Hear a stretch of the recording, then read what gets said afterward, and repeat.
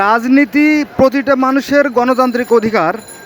মানুষ তার স্বাধীন মত প্রকাশ করবে, এটাই বাস্তব, এটাই সত্য।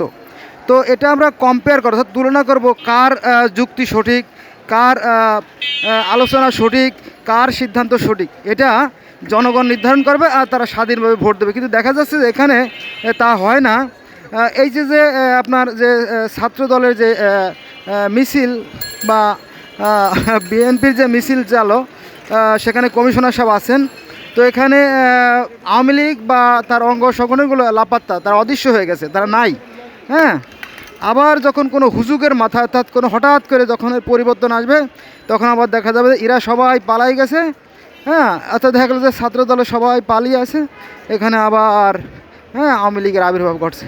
এই পরস্পরে যে বিদ্বেষ, হিংসা, ঘৃণা, এটা রাজনীতির মূল কথা না।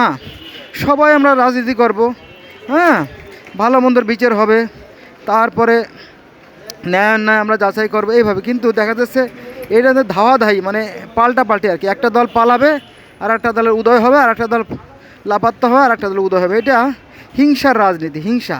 এটা আমরা চাই না, এটা আমরা করিও না।